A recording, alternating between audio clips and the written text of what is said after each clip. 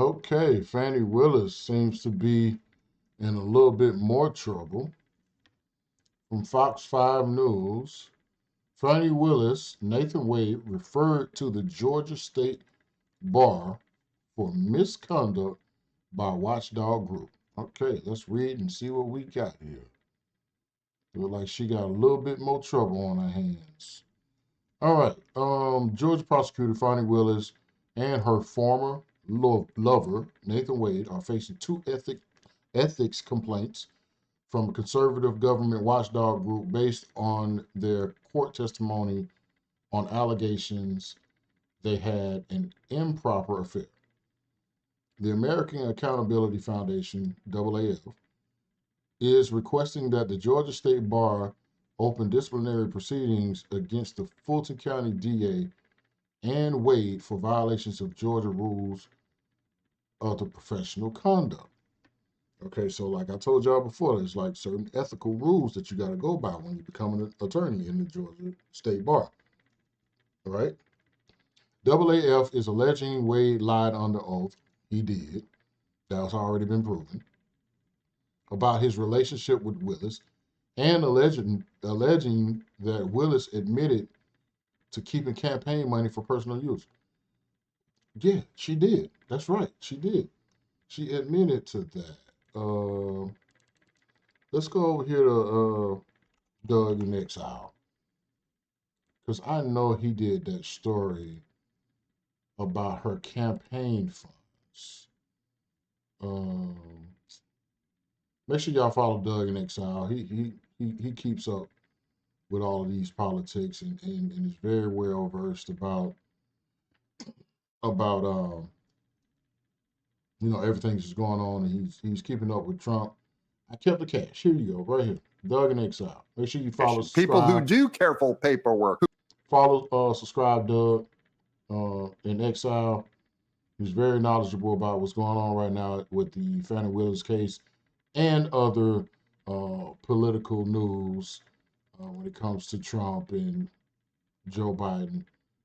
Remember, this is election year, so it's going to be a lot of news all year during the election season. Anyway, Doug in Exile. What do we have here?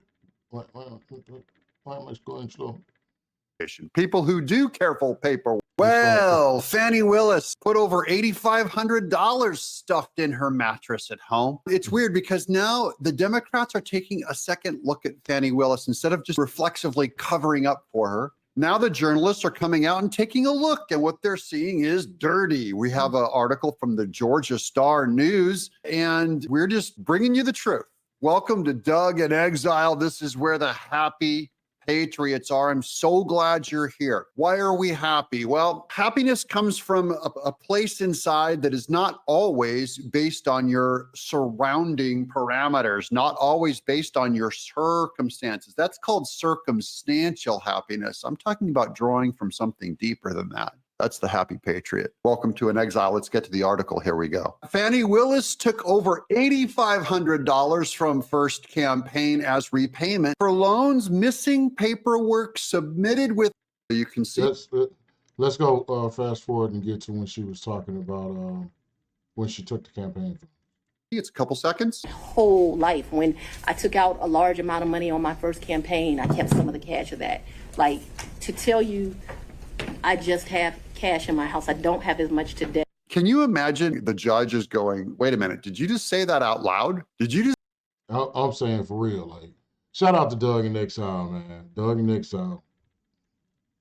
Great journalist. Great journalist. Make sure you go like, subscribe, hit the notification button over there, as well as do the same for the Laylo Show here. Like, subscribe, hit the notification button. Yeah, check Doug Willis out. Check this. I'll put this link down here in the description below as well. But yeah, she actually said that she let's listen again. Let's listen again. On my first campaign, I kept some of the cash of that. Like, to tell you, I just have cash. You can see it's a couple seconds. Whole life. When I took out a large amount of money on my first campaign, I kept some of the cash of that. Like, to tell you, I just have cash in my house. I don't have as much today.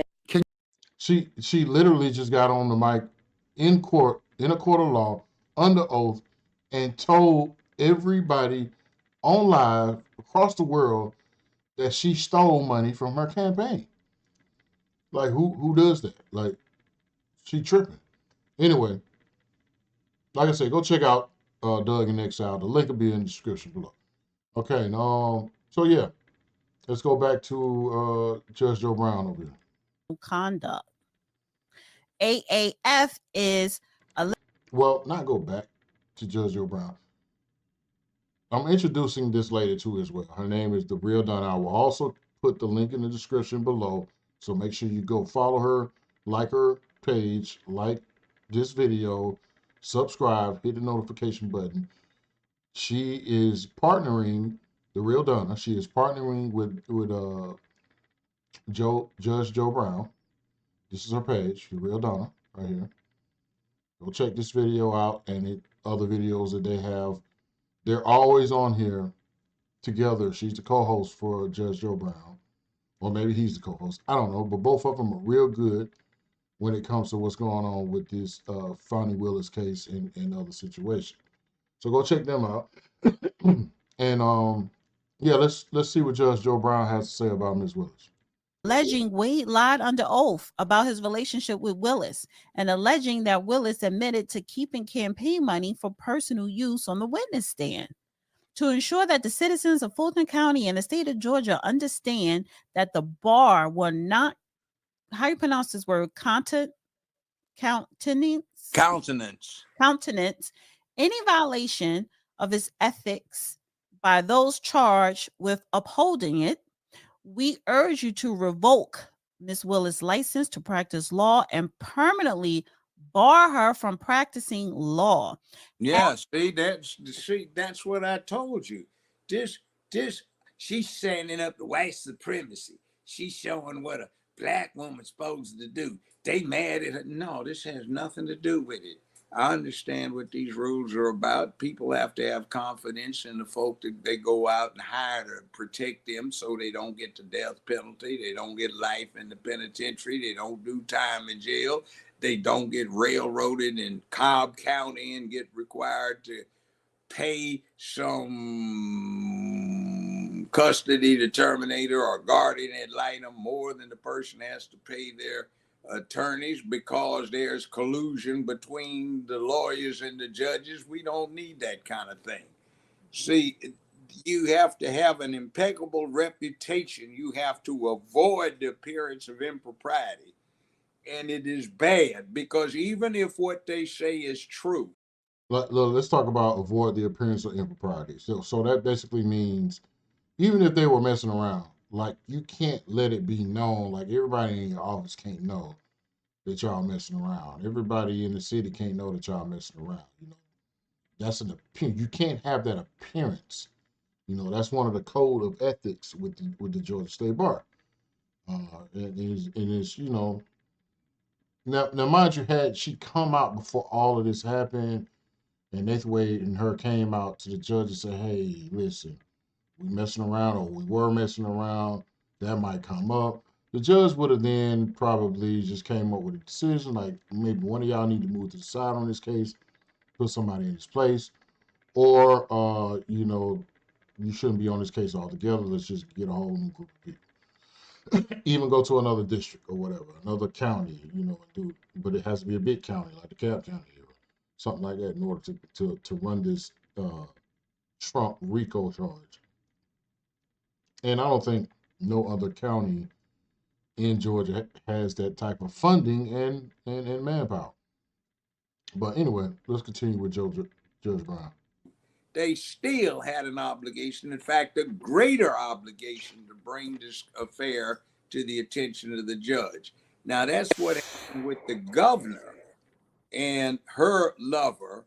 She nominated for the Supreme Court of Massachusetts. And a committee said, we say it's okay if the governor, female, nominates her lover, female. You know, we assume there won't be any conflict because we're pushing this rainbow cult thing. We will give a deviation from the ordinary standards. Okay, so this is what's going on. You have the ethics hearing, or the hearing to see if Fani Wade and or Nathan Wade should be disqualified from the Trump case, the Trump RICO case, which is a big case because of their improprieties per se. And let's say the judge, for the sake of argument, that the judge decides to leave her on the case. This right here is saying she's got bigger issues. You have the Georgia State Bar special group, what's what they call it, the watchdog group that is looking into her and her improprieties as well as Nathan Wade's. And they are looking for them to be removed and they're from practicing law, period. These are major violations. They want to revoke their words are revoke Miss Willis' license to practice law and permanently bar her from practicing law, as well as Nathan Wade. That's big. So I don't know. You tell me, guys, what you think, man. Make sure you go like, subscribe, hit the notification button if you can, and if you would like to, please donate. My Cash App is in the ticker below. I need a new mic. That's all why I need a donation. But if you would like me to continue giving you this content, which I would love to do, yeah, please send some donations. Help me out so I can spend a lot of time doing the research and make sure I give you good content that's on point. This is the Lalo Show.